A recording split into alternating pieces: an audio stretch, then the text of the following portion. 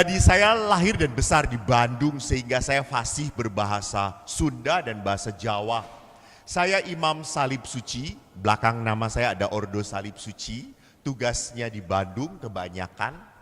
Lalu saya ditahbiskan tahun 1996, 27, betul ya, 27 tahun yang lalu. Dan kalau ditanya Romo apa hubungannya dengan Monsinyur Anton yang terkenal? Itu satu angkatan dengan saya. SD sama dengan saya. Cuma beda nasib. Beliau itu nasibnya penuh penderitaan maka jadi uskup. Saya penuh sukacita maka jalan-jalan. Nah itu.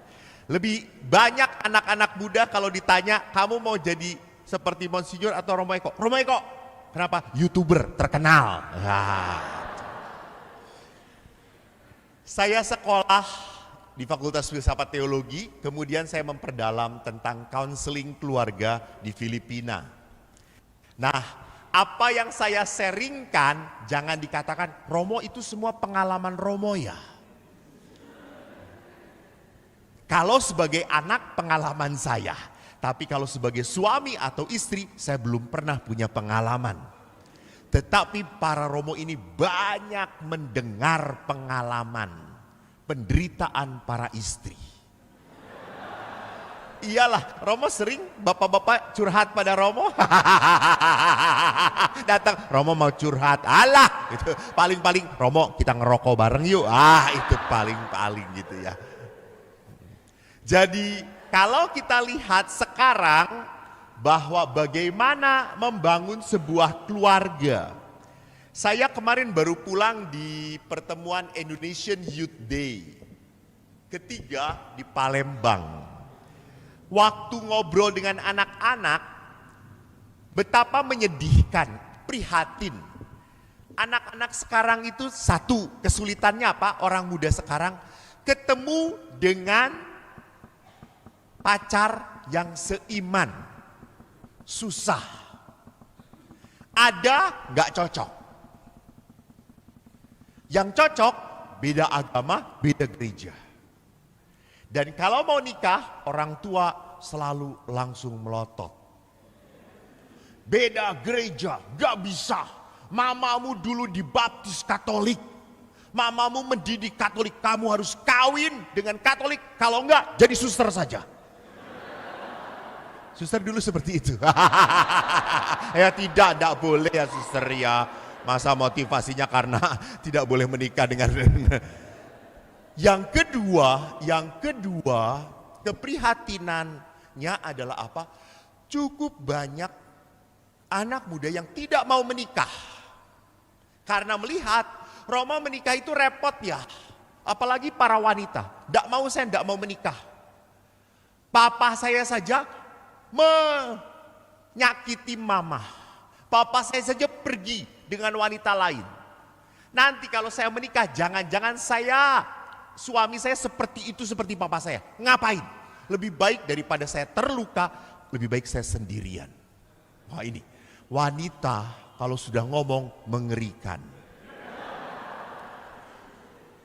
Jadi saya itu di mana-mana tidak pernah Romo, jangan pernah melawan emak-emak. Saya kalau udah mama, Romo potret. Iya, sudah, iya gitu. Saya mau makan pun, nanti dulu Romo kok lapar, kata saya. Ya ilah emangnya gua malaikat katanya. Jadi pokoknya harus potret. Dan emak-emak itu kalau potret nempel semuanya ke tubuh saya gitu ya. Sampai saya tuh ngomong, Bu jangan ditempel-tempelin semuanya kata saya tuh. Masa Romo masih nyetrum? Ya masih orang normal kata saya itu.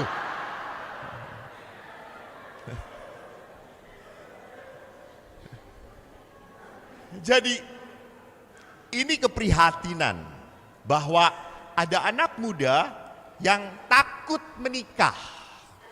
Dan yang ketiga, ada juga anak muda yang mau menikah sekarang tidak mau punya anak.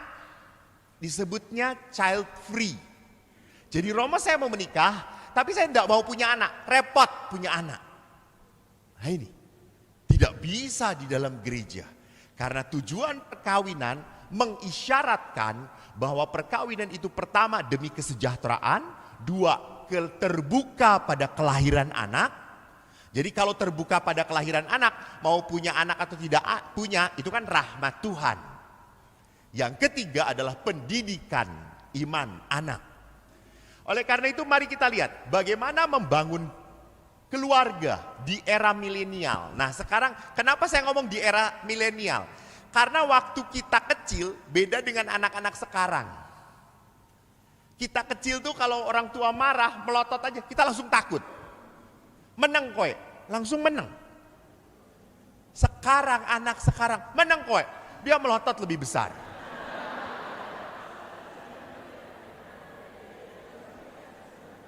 Tuh. Disuruh berhenti main gamenya, mama cerewet.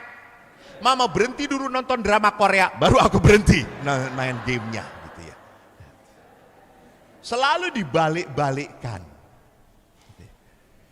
Dan mendidik sudah tidak bisa lagi mendidik zaman dahulu dengan cara untuk mendidik anak sekarang.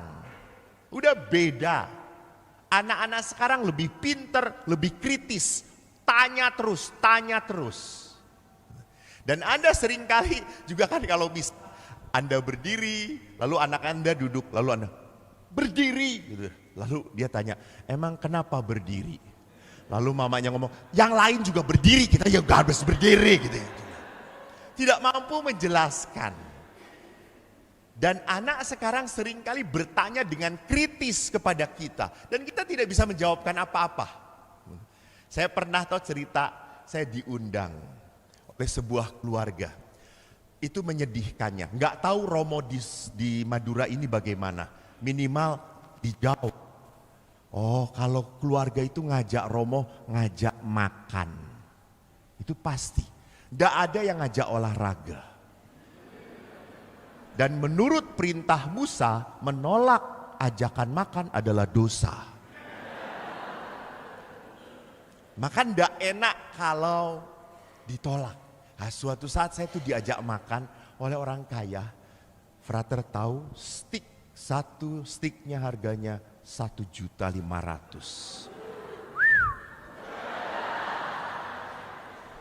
Pasti nggak sanggup. Mahal sekali. Dan stik itu kelihatan wanginya tuh enak banget. Baru wanginya. Lalu pada saat mau makan sudah dihidangkan. Semuanya terhidang, bapaknya, ibunya, anaknya masih kecil lucu. Kita mau makan. Lalu suaminya ngomong, Romo kita makan. Dia langsung makan, saya enggak enak hati. Saya buat tanda salib berdoa dahulu. Anaknya itu ngeliatin saya terus. Melongo dia. Terus dia tanya, Romo habis berdoa ya? Iya, emang ada bedanya kalau makanan setelah didoakan dan sebelum didoakan? Ya ndak ada bedanya. Lalu ngapain berdoa? Kata saya, ini anak, kalau anak saya sudah tak cekik modar kowe. Kalau istilah bahasa surah bahasa Madura, tak kei celurit modar gue. Tapi karena ini anak orang lain, saya sudah berkata, nah saya bersyukur kepada Tuhan. Karena saya boleh makan stik yang begitu enak sekali. Saya berterima kasih.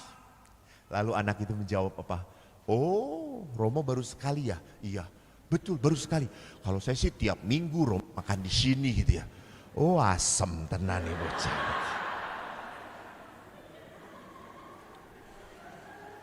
Jadi hati-hati, saya mau mengatakan apa, sering kalau hidup itu nyaman, enak-enak kita lupa pada Tuhan. Betul atau tidak? Ya betul. Nah orang Pamekasan ini rupanya harus banyak bertobat Romo ini. Kita itu ke gereja seringkali kalau pada saat butuh Tuhan. Ya, oh enggak. Syukur kepada Allah Engkau satu-satunya. Jadi perhatikan seringkali kita berdoa kusyuk, serius pada saat minta sesuatu. Kita terdesak, raisa opo-opo meneh, langsung Gusti paringono tulung. Tuhan tolong. Di situ. Jadi jangan pernah lupa bahwa penderitaan itu punya nilai untuk apa? Mendekatkan kita dengan Allah.